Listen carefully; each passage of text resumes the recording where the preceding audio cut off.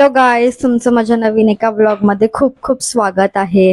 तर आज आहे आषाढी एकादशी आणि आज सगळ्यांकडे बऱ्यापैकी उपवास असतातच. तर आजचा दिवस कसा आम्ही स्पेंड करतो किंवा काय काय करतो हे तुम्हाला ह्या व्लॉगमध्ये बघायला भेटणार आहे. तर व्लॉग शेवटपर्यंत नक्की बघा आणि अजून पण जर चॅनलला सबस्क्राईब केलं नसेल तर नक्की सबस्क्राईब करा. तर गाईज, मी आता मस्त असे देव चकचकीत एकदम धुवून घेतलेत. आता आपण देवपूजा करूया. तर आता मस्त देव पुसून असे ठेवलेले आहेत आणि मी तुम्हाला दाखवते. मी जो आज हार आणलाय तो आज एकादशी आहे म्हणून मी अशा तुळशीचा हार आणला. युजली मी असा साधा आणते, म्हणजे फक्त फुलांचा, पण हा मला असा छान भेटला म्हणून आता हा मंदिराला लावल्यावर छान वाटेल, एकदम मस्त वाटेल. आता बघा मंदिर एकदम मोकळं मोकळं वाटतंय.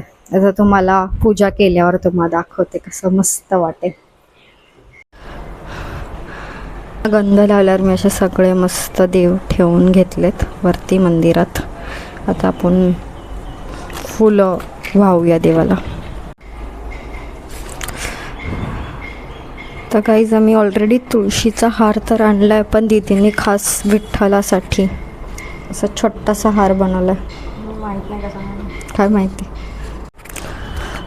तर फायनली गाईज आमची देवपूजा अशी करून झालेली आहे. इथे छोटासा हार आहे जो दीदीने ओवलाय. त्यानंतर तुम्हाला असं वाटत असेल खूप फुलं आहेत, पण आम्हाला असंच आवडतं देवपूजा. आणि हा हार बघा किती सुंदर दिसतं, मस्त तुळस आहे, पूर्ण तुळस आहे. अशी वाटते आमची देवपूजा, कमेंटमध्ये सांगा. त्यानंतर मग आम्ही गेलो दुपारी डीमार्टला शॉपिंग करायला. काय दीदी घरी असल्यावर शॉपिंग केली. काय बनवते श्रेया? साबुदाण्याचे वडे, उपवास स्पेशल साबुदाण्याचे वडे. आणि त्याच्याबरोबर काय खायचं? दही आणि सांबर. तू करणार आहेस? ओके, काय काय टाकलेस यात सांगू शकतेस? आधी कमी करत असते. ओके, जरा गाईज मी नवीन आहे, समजून घ्या. ह्याच्यात टाकलंय मिरचीची पेस्ट, साबुदाणा भिजवलेला आहे, बटाटा आहे आणि शेंगदाण्याचं कूट. वाव, मीठ टाकलंस? नो. ठीक आहे, टाकूया आपण मीठ. मग एकादशी होती त्यामुळे दीदीला घरात घ्यायचा होता हरिपाठ. मग आकांक्षा दीदी पण आलेली, विलोहित होता, अक्षय होती आणि जीजी होते. मग आम्ही सगळ्यांनी मिळून हरिपाठ घेतला मस्त.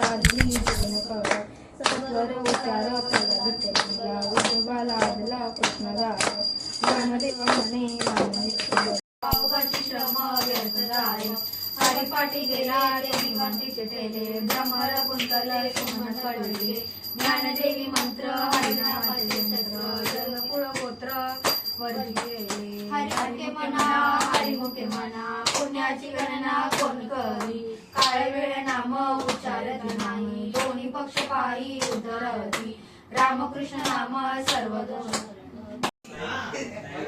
गाईज आता दीदी वडे तळती आहे मस्तपैकी, कारण विलोहितला खायचेत वडे. आकांक्षा दीदी आलेली आहे पुण्यावरून. आकांक्षा दीदी लक्षात खाणार ना वडे? हो बोल, जोरात बोल. हो.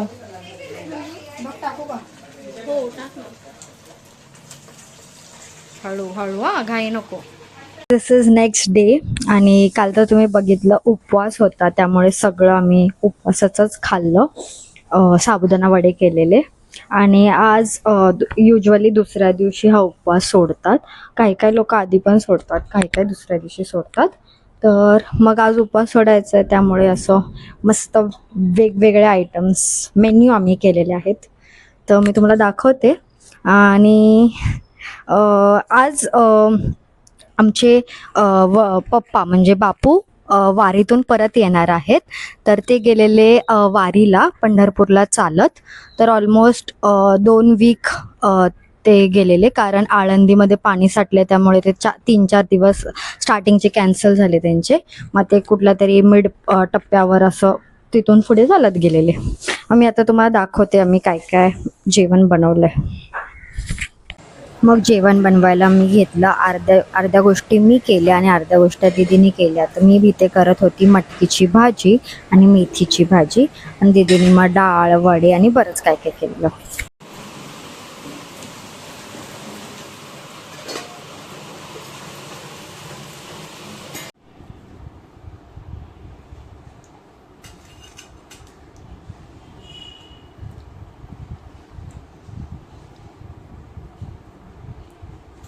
आता मला पण दाखव.